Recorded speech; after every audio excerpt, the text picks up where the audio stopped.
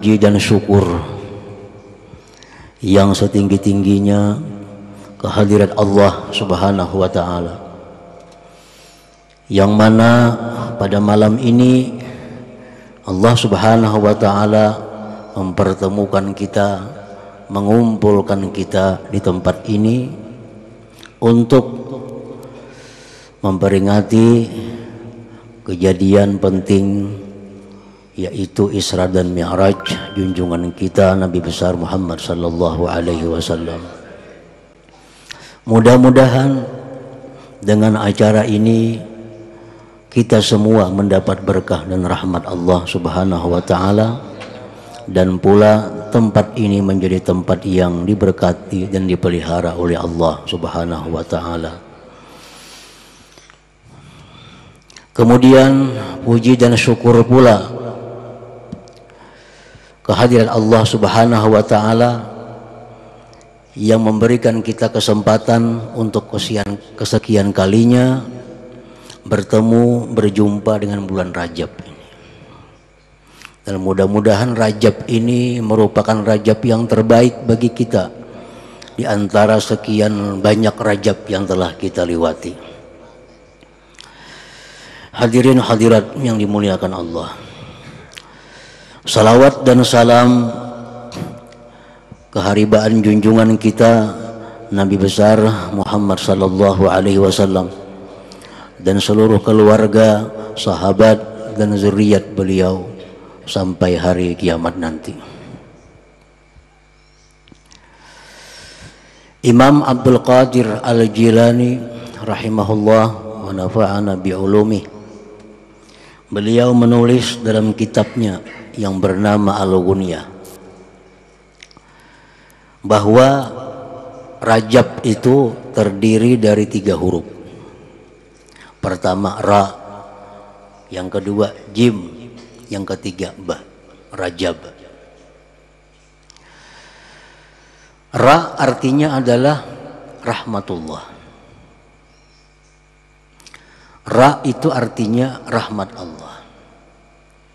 Makanya bulan Rajab ini digelar sebagai Rajabul Asab, Rajab yang banyak ditumpahkan rahmat Allah kepada kaum muslimin dan muslimat. Rahmat Allah artinya adalah menurut bahasa kita kasih sayang.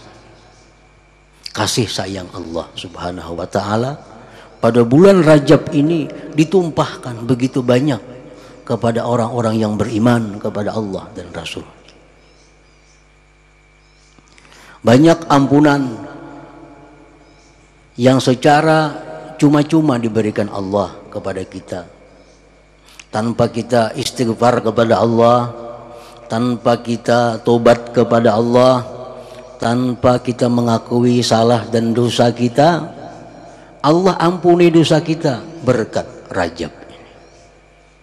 Makanya Rajab disebut Rajabul Asab, Rajab yang ditumpahkan padanya rahmat Allah Subhanahu wa Ta'ala. Hadirin hadirat yang dimuliakan Allah, Imam Wahab bin Munabbih berkata bahwa aku ada membaca di antara kitab-kitab yang diturunkan Allah Subhanahu wa Ta'ala ke muka bumi ini. Di antara yang kubaca itu adalah bahwa barang siapa yang di bulan Rajab membaca Allahumma ghfirli warhamni wa tub alayya 70 kali pagi, 70 kali petang hari, maka dia mati tidak disentuh oleh api neraka. Ini salah satu di antara sekian rahmat Allah yang diberikan pada bulan Rajab ini. Kadang alih amalannya dan kada panjang. Allahumma ghafirli warhamni wa tub alayya, Allahumma ghafirli warhamni wa tub alayya, Allahumma ghafirli warhamni wa tub alayya, Allahumma ghafirli warhamni wa tub alayya. 70 pagi, 70 kemarian. Siapa yang membaca, mengamalkan itu, kulitnya tidak akan disentuh oleh api neraka. Yang demikian itu bibarakati hormati syahri Rajab, dengan berkat kehormatan bulan Rajab ini. Hadirin hadirat yang dimuliakan Allah. Kemudian lagi yang kedua, jim Rajab. Jim itu artinya juduhullah, kemurahan Allah. Maksudnya kemurahan Allah itu bitad'ifil hasanat, dengan dilipat gandakan kebaikan kita pada bulan Rajab ini. Kalau biasa kita berbuat satu kebaikan dilipat gandakan 10, bulan Rajab ini bisa sampai 30 dan seterusnya. Jim Rajab, judullah, kemurahan Allah subhanahu wa ta'ala. Yang ketiga, ba Rajab, birrullah, kebaikan dari Allah subhanahu wa ta'ala. Maksudnya kebaikan Allah ini bahwa Allah menyampaikan kepada kita kebaikan-kebaikan dunia akhirat tanpa kita kerjakan, tanpa kita melaksanakan sesuatu, dan tanpa kita rasakan. Birrullah itu artinya kebaikan-kebaikan Allah yang disampaikan kepada kita tanpa ada melaksanakan sesuatu dari kita dan tanpa kita rasakan. Jadi bulan Rajab ini banyak kebaikan-kebaikan yang sampai kepada kita padahal kita tanpa melaksanakan sesuatu, tanpa ada memperbuat sesuatu, dan tanpa ada merasakan sesuatu. Tetapi banyak kebaikan-kebaikan yang sampai kepada kita pada bulan Rajab ini. Itu adalah birruhu, kebaikan dari Allah subhanahu wa ta'ala. Nah, di mana kebaikan-kebaikan itu? Orang-orang ahli ibadah, aulia-aulia Allah subhanahu wa ta'ala, mereka pada bulan Rajab ini mereka memperbanyak amaliyah mereka daripada bulan biasa. Istighfar lebih banyak daripada bulan biasa, memberi makan orang lebih banyak daripada bulan biasa, bersedekah lebih banyak daripada bulan biasa, berdoa kepada Allah lebih daripada bulan biasa. Nah, di antara doa-doa mereka itu ada yang mereka minta kebaikan untuk kita, kaum muslimin dan muslimat. Orang-orang aulia Allah, mereka tengah malam berdoa kepada Allah, Allahumma ghafir lil muslimin wal muslimat. Ya Allah, ampuni orang muslim muslimat. Kita guring di kalambu kada tahu. Kita guring. Nah, orang-orang wali mendoakan kita tengah malam di hadapan Allah subhanahu wa ta'ala, Allahumma ghafir lil muslimin wal muslimat. Ya Allah, ampuni orang muslim, laki-laki perempuan. Allahumma barik lahum, berkati mereka.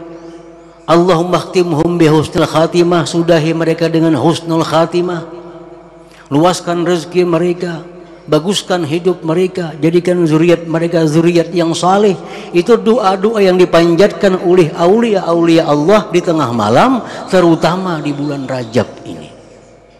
Itu doa kita terima, kebaikannya sampai kepada kita, pada kita guring, kita kadang melakukan apa-apa.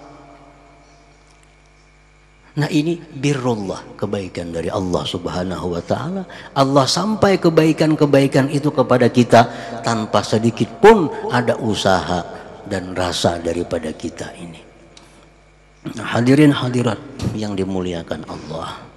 Nah, jadi Rajab oleh sebahagian para ulama disebutkan Rajab ini syahrul istighfar, bulan di mana kita memperbanyak minta ampun kepada Allah subhanahu wa ta'ala. Karena pada bulan ini pintu ampunan dibuka oleh Allah lebih luas daripada bulan-bulan biasanya.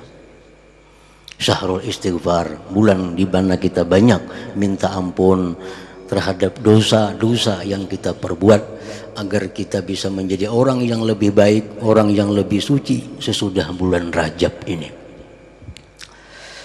Hadirin dan hadirat yang dimuliakan Allah.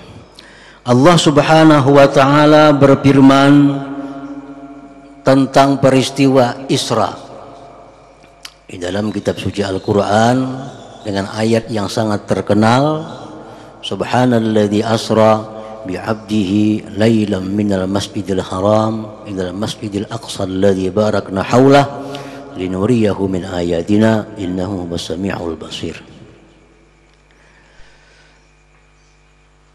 Maha suci Tuhan yang menjalankan hambanya dari Masjidil Haram Makkatul Mukarramah ke Masjidil Aqsa Palestina yang kami berkahi sekelilingnya itu, untuk kami perlihatkan kepadanya tanda-tanda kebesaran kami.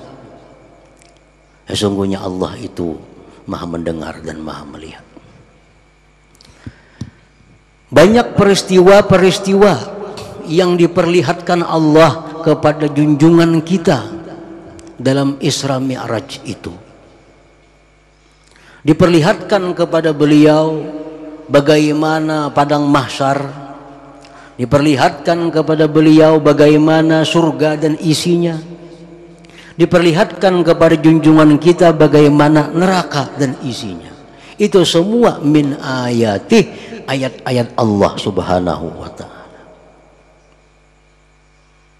Jadi peristiwa Isra Mi'raj ini sebenarnya adalah i'tibar, pelajaran kepada kita.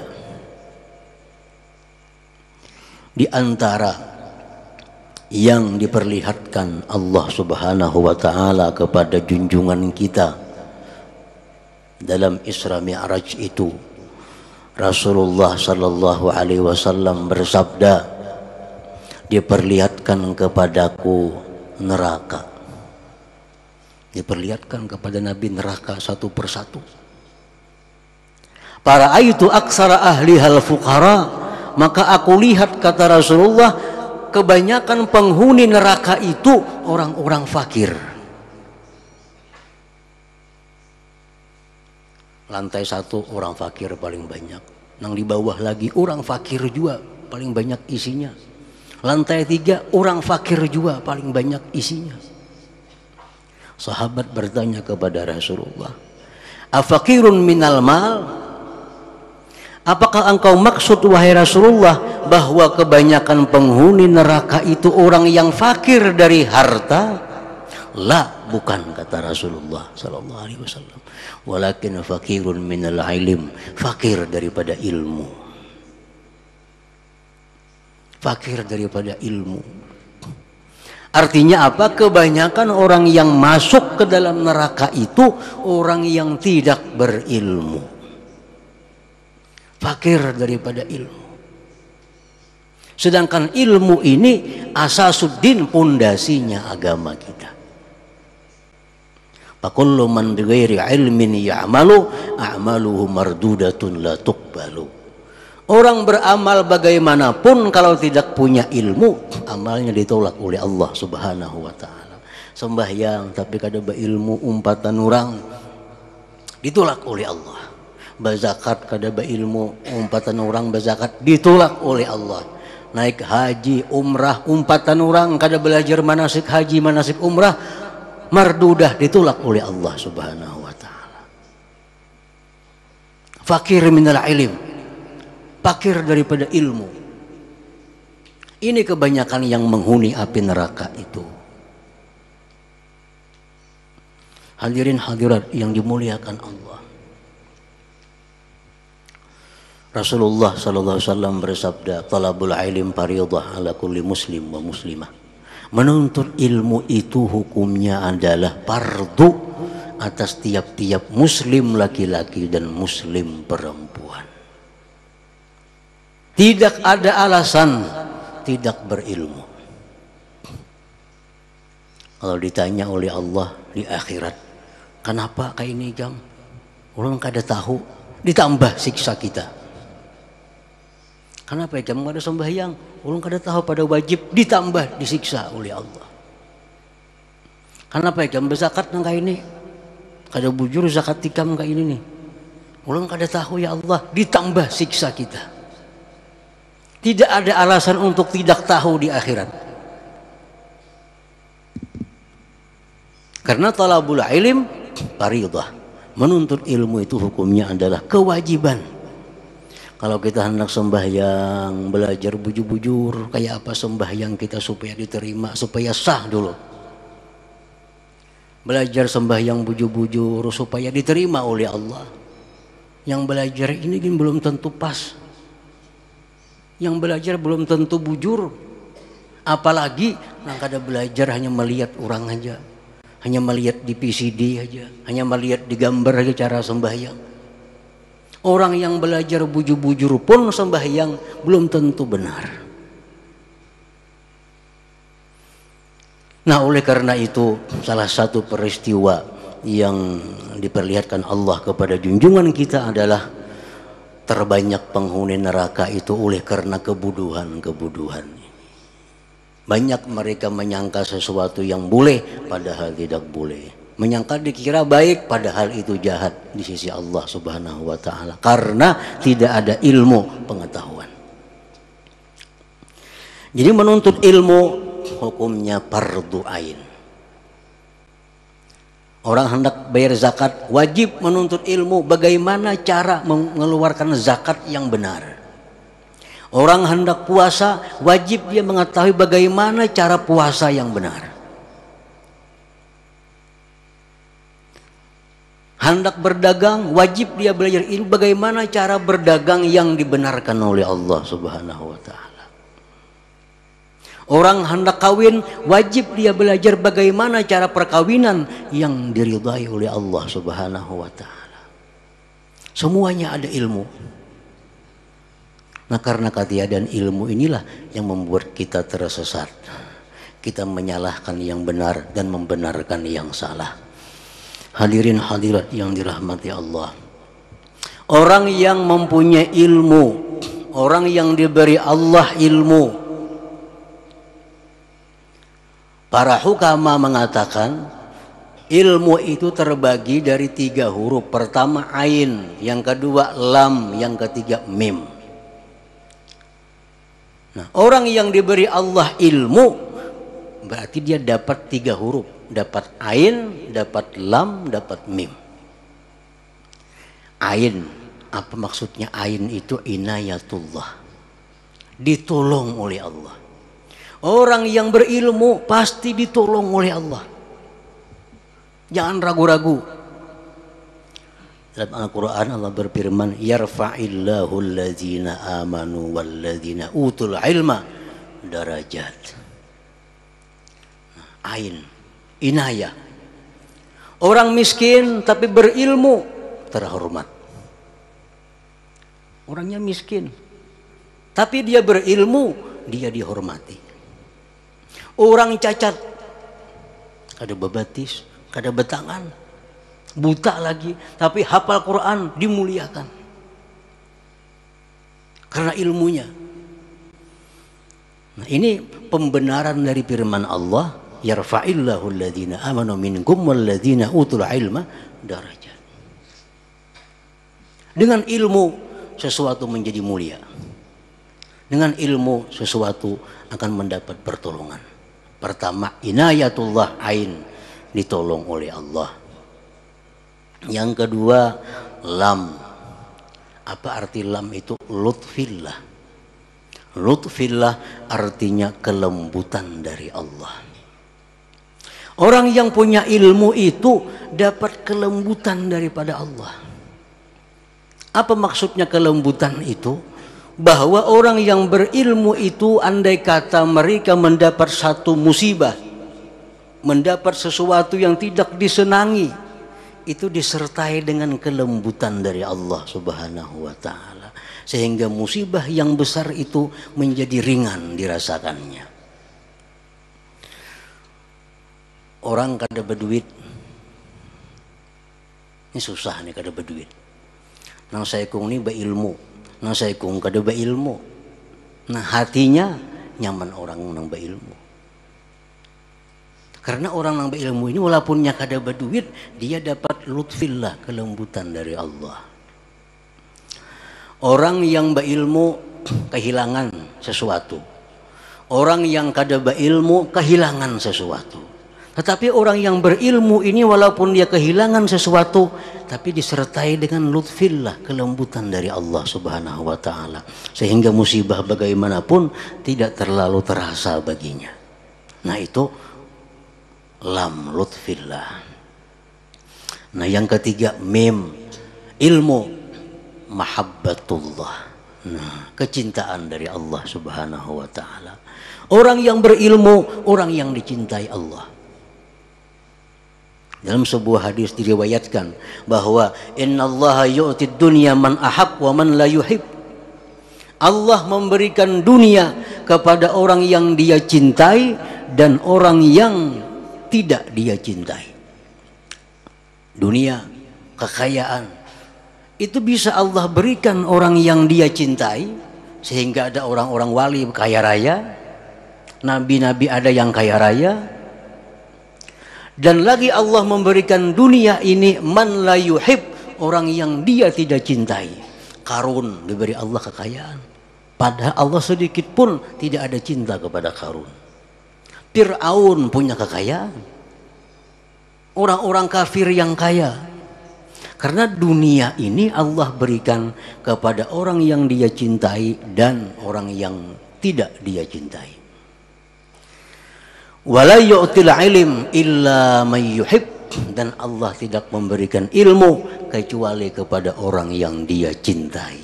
Nah, kalau ilmu Allah akan memberi kecuali kepada orang yang dia cintai. Kalau kita terbuka hati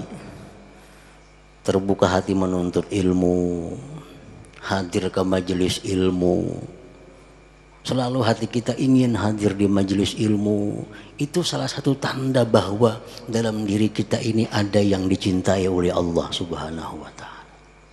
Karena Allah tidak akan memberi ilmu kecuali man yuhib, orang yang dia cintai. Kalau orang yang tidak dicintai Allah, tidak akan dibukakan hatinya untuk menuntut ilmu. Orang yang tidak dicintai Allah tidak dibukakan hatinya menuntut ilmu. Walaupun di higa rumah, walaupun di seberang rumah orang belajar ilmu, kada terbuka hatinya menuntut ilmu. Karena ilmu ini hanya Allah berikan kepada orang yang dicintai oleh Allah Subhanahu wa taala. Hadirin hadirat yang dimuliakan Allah. Nah, jadi ilmu, kita dengan ilmu itu dapat pertolongan Allah. Dengan ilmu kita dapat kelembutan dari Allah. Dengan ilmu kita dapat kecintaan Allah Subhanahu wa ta'ala. Bila kita berilmu, maka kita insya Allah kada akan masuk ke dalam api neraka. Na'udzubillah min zalik. Dalam sebuah hadis disebutkan bahwa Allah tidak akan memberikan ilmu kepada seseorang kalau untuk mengazab seseorang itu. Innallaha la yu'til ilm liyu'adzibah.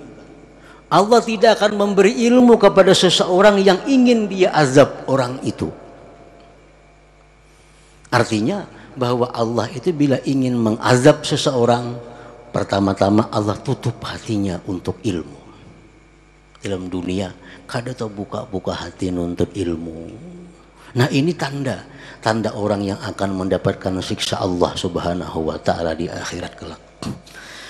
Para hadirin hadirat yang dimuliakan Allah, itu salah satu yang dilihat beliau, yang diperlihatkan Allah kepada junjungan kita dalam Isra Mi'raj itu, bahwa para itu aksara ahlin nar al-fuqara, yang terbanyak penghuni neraka itu orang fakir sekalinya.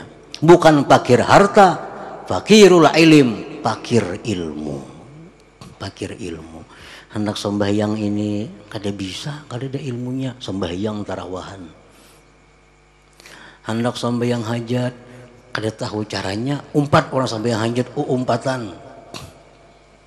Hendak sembahyang tasbih, kada tahu ilmunya, maka orang sembahyang tasbih, umpat sembahyang tasbih, umpatan juga. Semua yang dilakukan itu mardudah, ditolak oleh Allah Subhanahu wa ta'ala. Kenapa? Karena kada belajar.